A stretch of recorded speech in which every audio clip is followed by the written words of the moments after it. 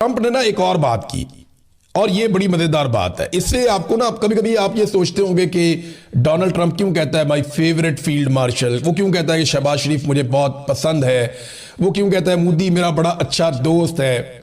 यानी जो भी दुनिया के अंदर करामत आदमी होता है डोनाल्ड ट्रंप उससे नफरत करता है। यानी आप ये देखें ना कि स्पेन के वजीर आजम से नफरत करता है, फ्रांस में नफरत करता है, जर्मनी से ऐसे ही बात करता है, जो आपके स्कैंडिनेवियन कंट्रीज हैं या कैनेडियन वजीर आजम है उन सब से नफरत करता है डोनाल्ड ट्रंप। जितने भी काबिल लोग हैं उन सब के खिलाफ हो जाता है। बराक ओबामा एक काबिल आदमी था, उसके भी खिलाफ हो गया था। तो डोनाल्ड ट्रंप कैसे लोगों को पसंद करता है आज उसने खुद ही बता दिया। उसने कहा जी मुझे नालायक लोगों के साथ घूमते हुए खुशी महसूस होती है, नालायक और नाकारा लोगों के साथ मैं खुशी महसूस करता हूं, मुझे कामयाब अफराद से नफरत है।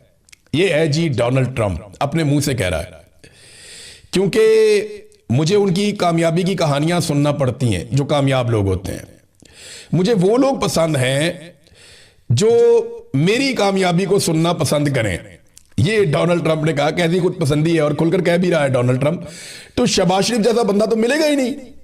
कैसे सल्यूट मारता है, कमाल किस्म का स्टेटमेंट देता है खड़ा होके, बार बार सल्यूट मारता है, फिर आंख भी मारता है, फिर बहुत ज्यादा बूथ पॉलिश भी करता है, फिर ये कहता है कि आप दुनिया के सेवियर हैं, फिर ये कहता है आपने लाखों करोड़ों की जान बचाई है, फिर ये कहता है कि आप ना होते तो पता नहीं दुनिया का क्या हो जाता।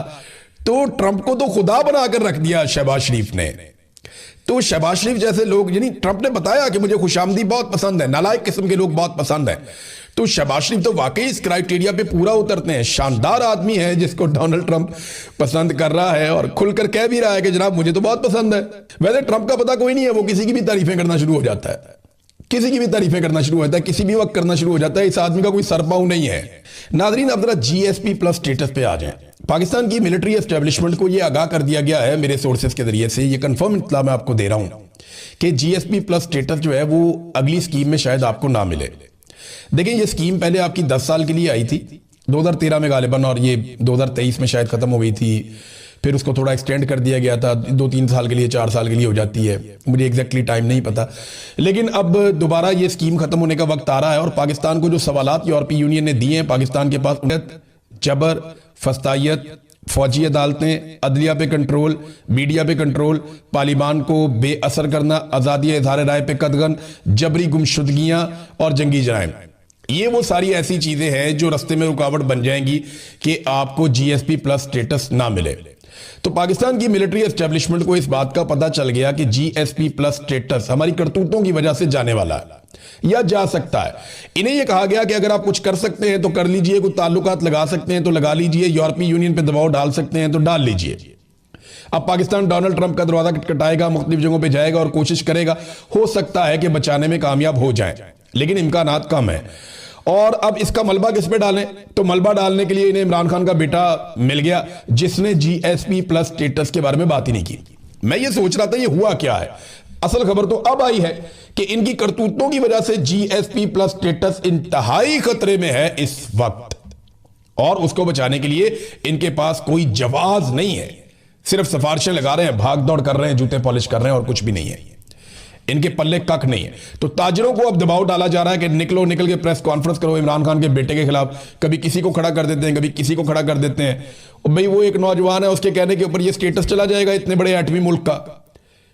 यार होश के नाखून ले, लोग बेवकूफ तो नहीं है, लोग सादे जरूर हैं लेकिन इतने बेवकूफ नहीं है कि आपकी ऐसी बातों में आ जाएंगे। जनाब इमरान खान के बेटे ने एक बयान दिया और उसमें GSP प्लस का जिक्र भी नहीं किया और वो स्टेटस आपसे चला गया। स्टेटस क्या, आपकी करतूतों की वजह से, जो आपने पाकिस्तान में मेरे साथ किया, लोगों के साथ किया, पाकिस्तानियों के साथ किया, जो आप लगातार सियासी कैदियों के साथ कर रहे हैं, जो आपने अदलिया के साथ किया, पार्लिमान के साथ किया, जो आपने अकलियतों और इंसानी हकूक के साथ किया, जो आपने लोगों का कत्लेआम किया और बार बार किया। तो इस और जो आप पीका लेकर आ गए, ये सारी चीजें खिलाफ है यूरोपीय यूनियन के साथ किए हुए उन मुआहिदों के जो आपने उनके साथ किए थे। कश्मीर की सूरत हाल मैं आपको बता देता हूं। सबसे पहले तो एक मुराद सईद का स्टेटमेंट है, वो भी आप सुन लें। मुराद सईद ने भी जवाब दिया है DGISPR को। जवाब तो बड़ा तफसीली है लेकिन मुख्तसर मैं आपको बताता हूं लुब्बे लुबाब क्या है जो मुराद सईद ने कहा। उन्होंने कहा DGISPR ने आज पाकिस्तानियों की शहादतों का जिक्र किया, कितनी बेशर्मी से शहादतों का जिक्र करते हुए कहा कि हमारी कारकर्दगी अच्छी हो गई है क्योंकि पिछले साल हमारे एक शहीद के बदले 2 दहशतगर्द मरे, इस साल एक शहीद के बदले हमने 2.5 दहशतगर्द मारे। لیکن یہ بھی بتائیں نا کہ آپ کے اپنے کتنے شہید ہو گئے. اور دہشت گردی میں متاثرہ ممالک میں پاکستان صف اول میں سب سے اگلی صف میں آ کر کھڑا ہو گیا پوری دنیا میں. میں نے اپنی کتاب میں لکھا کہ کیسے ان دہشت گردوں کو واپس لانے کے لیے دلائل دیے جا رہے تھے، لیکن عمران خان کا جواب تھا ایبسلیوٹلی ناٹ. پھر عمران خان کی حکومت گرا کر پی ڈی ایم کو لایا گیا، انہوں نے کوئی اعتراض نہ کیا اور اگست کے پہلے ہفتے ہی دہشت گردوں کی واپسی شروع ہو گئی. میں چیخ چیخ کر بتا رہا تھا کہ یہ غلط ہو رہا ہے، ہمیں دوبارہ دہشت گردی کی آگ میں جھونکا جا رہا ہے. لیکن آپ D G I S P R کے اکاؤنٹ کی پریس کانفرنسز سن لیں، یہ کہتے جھوٹ بول رہا ہے، پروپیگنڈا کر رہا ہے. بارڈر پر باڑ لگے ہوئے ہیں اور اس کے باوجود دہشت گرد واپس کیسے آ گئے؟ چوکیاں خالی کیوں کروائی گئیں؟ جو دہشت گرد قیادت کر رہے ہیں وہ فوج کی تحویل میں تھے. مراد سعید نے بہت سارے سوالات اٹھا دیے اور پاکستانیوں کو کہا کہ وہ بھی سوال اٹھائیں. تو یہ وہ چیزیں ہیں جن کا جواب یہ تو دیتے ہی نہیں ہے نا جواب، وہ تو اپنے آپ کو جواب دے سمجھتے ہی نہیں ہے. اور جو صحافی وہاں پہ بیٹھے ان کے لیے بہت مشکل ہے، بلکہ ممکن ہی نہیں ہے کہ وہ اس قسم کا سوال کر سکیں D G I S P R کے سامنے. اب ناظرین، آزاد کشمیر کے جو حالات ہیں وہ گلے کی ہڈی بن گئے، لوگ منتشر نہیں ہو رہے اور یہ سب سے بڑا پرابلم ہے. نارملی کیا ہوتا ہے کہ آپ گولی چلاتے ہیں، 10 15 20 25 بندے مارتے ہیں، لوگ منتشر ہو جاتے ہیں. آزاد کشمیر میں شہادتیں لگاتار بڑھتی چلی جا رہی ہیں، 100 کے قریب شہادتیں رپورٹ کی جا رہی ہیں. اور مظفر آباد میں یہ دعویٰ کیا گیا کہ لوگ جب نکلے تو وہاں پہ اندھا دھند شام کے وقت گولی چلائی گئی، شیلنگ کی گئی، مساجد میں اعلان ہوئے، لوگ اکٹھے ہوئے. میں نے پچھلے ویلاگ میں آپ کو مساجد سے ہونے والا اعلان بھی سنوایا. اب مظفر آباد میں بھی لوگ نکل آئے، سڑکوں پہ اکٹھے ہو گئے، پورے مظفر آباد میں لاک ڈاؤن ہو گیا اور لوگ وہاں پہ بھی دھرنا دے کر بیٹھ گئے. گلیوں اور محلوں میں سڑکوں پہ خواتین اور بچے بھی نکل کر آ گئے اور خواتین اور بچوں نے احتجاج کی ایک نئی اگزامپل قائم کی ہے. وہ کہتے ہیں جی ہمارے گھروں میں چادر اور چار دیواری کا تقدس پامال کیا جاتا ہے. تو اب وہ بھی سڑکوں پہ ہیں، شہریوں پر گولیاں چلائی گئی ہیں مبینہ طور پہ، کیونکہ ابھی میرے پاس کنفرم اطلاعات نہیں ہے کیونکہ وہاں پہ یہ انٹرنیٹ بند کر دیتے ہیں. 8 لوگ شہید ہوئے اور 40 زخمی ہوئے اب تک کی جو انکنفرمڈ اطلاعات ہیں ان کے مطابق. شوکت نواز میر کے لیے بہت آواز اٹھا رہے ہیں آزاد کشمیر مظفر آباد کے لوگ، کیونکہ وہ مظفر آباد کا بیٹا ہے. یہ جو سندھ سے گیا ہوا نا، یہ بھی مظفر آباد کا بیٹا نہیں ہے. وہ جو پنجاب سے جاتی ہے وہ بھی کشمیر کی بیٹی نہیں ہے. تو یہ اپنے آپ کو کلیم کرتے ہیں کہ ہم کشمیر کے بچے ہیں، لیکن جو کشمیر کا بیٹا ہے وہ جبری طور پہ لاپتہ ہے اور پاکستان کی ملٹری اسٹیبلشمنٹ نے اس کو غائب کیا ہوا ہے. نام ہے شوکت نواز میر، دکان چلاتا ہے کتابوں کی اور لوگوں کے دل کی بات کرتا ہے. تحریک تحفظ آئین پاکستان نے ایک بہت بڑی اناؤنسمنٹ کی ہے ناظرین، اور یہ اناؤنسمنٹ کے اوپر نہ سب کو توجہ دینی چاہیے. انہوں نے ایک امدادی قافلہ آزاد کشمیر میں بھیجنے کا اعلان کیا. یہ امدادی قافلہ آزاد کشمیر میں جائے گا 3 تاریخ کی صبح 10 بجے اور یہ نکلے گا اسلام آباد سے. اسلام آباد میں صبح 10 بجے F10 مرکز اسلام آباد سے ایمبولینسز، ادویات، ڈاکٹرز، پیرامیڈیکل سٹاف، رضاکار کھانے پینے کی اشیاء لے کر آزاد کشمیر جائیں گے. اور اس میں جناب انہوں نے اپیل کی ہے خاص طور پہ پیرامیڈیکل سٹاف اور ڈاکٹر سے کہ وہ اپنی رجسٹریشن کروائیں. رجسٹریشن کا ایک فارم بھی انہوں نے جاری کر دیا ہے. سوشل میڈیا پہ ہر جگہ پہ یہ فارم جو ہے وہ دستیاب ہے اور یہ اپیل کی ہے کہ زیادہ سے زیادہ لوگ اور رضاکار اس کے اندر شرکت کریں اور آزاد کشمیر کے لوگوں کی مدد کے لیے ادویات، کھانے پینے کی چیزیں اور باقی ساز و سامان لے کر جائیں. مرم پٹی کا سامان لے کر جائیں اور ایمبولینسز بھی وہاں پہ جائیں گی، ڈاکٹرز اور پیرامیڈیکل سٹاف بھی جائیں گے. اب یہ بہت بڑا چیلنج ہے پاکستان کی ملٹری اسٹیبلشمنٹ کے لیے کہ وہ اس قافلے کو جو امدادی سامان لے کر جا رہا ہے آزاد کشمیر میں داخل ہونے دیتے ہیں یا نہیں ہونے دیتے. اگر وہ انہیں جانے دیں گے تو اس کا مطلب ہے پھر چیزیں جا کر یہ لوگ دیکھیں گے، رپورٹ کریں گے، وہاں پہ لوگوں کا علاج کریں گے، لوگوں کو سہولت ملے گی. اور اگر نہیں جانے دیتے تو بالکل یہ وہی کام کریں گے جو نیتن یاہو نے فلسطین میں کیا کہ وہاں پہ انسانی امداد کو روکا گیا اور انسانی امداد کو فلسطین میں داخل نہیں ہونے دیا گیا. کشمیریوں کے لیے برطانیہ میں بہت بڑا احتجاج ہوا ناظرین. یہاں پہ لوگوں نے عاصم منیر اور ان کے علاوہ جو ایک خواجہ آصف اور دیگر کچھ لوگوں کے خلاف پوسٹرز اٹھائے ہوئے تھے اور وہ شدید احتجاج کر رہے تھے. بڑی تعداد میں کشمیری روزانہ کی بنیاد پہ مختلف ممالک میں نکل رہے ہیں. خاص طور پہ برطانیہ میں ان کے بہت بڑے بڑے احتجاج ہوتے ہیں. اسلام آباد میں F10 میں ایک مظاہرہ کیا سینیٹر مشتاق صاحب کی کال کے اوپر. یہ بہت بڑا احتجاجی مظاہرہ تھا، لوگ بہت بڑی تعداد میں اکٹھے ہوئے. تو سینیٹر مشتاق کی یہ کوشش ہے اور انہوں نے آزاد کشمیر کے حق کے لیے کشمیر کے شہریوں کے لیے بڑا مظاہرہ کیا ہے. تو اسلام آباد میں تو یہ مظاہرہ ہو گیا, لیکن مریم نواز بالکل حسینہ واجد کی طرح ریئیکٹ کرتی ہیں. خود تو کہتی ہے میں کشمیر کی بیٹی ہوں, لیکن کشمیریوں کے حقوق کے لیے کشمیر کے جھنڈے لے کر جو خواتین و حضرات لاہور میں نکلے ان کے ساتھ ایسے سلوک کیا گیا جیسے وہ کسی دشمن ملک سے آئے ہوئے. انہیں بروٹلی پکڑا گیا, انہیں گھسیٹ کے گاڑیوں میں ڈالا گیا, ان سے جھنڈے چھین لیے گئے. تو یہ زیادتی ہم نے پنجاب میں لاہور میں دیکھی. اس سے پہلے کبھی ہم نے اس بارے میں سوچا بھی نہیں تھا, لیکن اب اس قسم کا طرز عمل ہے. اور مریم نواز کی ساری سیاست کا خاصہ ہی ظلم, جبر, بربریت اور یہی چیزیں ہیں. میر وائز عمر فاروق یہ مقبوضہ کشمیر کے رہنما ہیں اور انہوں نے ایک سٹیٹمنٹ جاری کیا ہے جس میں انہوں نے کشمیریوں کے حق میں بیان دیا اور قیمتی جانوں کے ضیاع کے اوپر افسوس کا اظہار کیا. انہوں نے دعا بھی کی اور بات چیت پر زور دیا, مسائل کو بیٹھ کر حل کریں, جمہوری حقوق دیے جائیں. تو آزاد کشمیر کے شہریوں کے حق میں ایک بڑی آواز جو ہے وہ مقبوضہ کشمیر سے اٹھی ہے.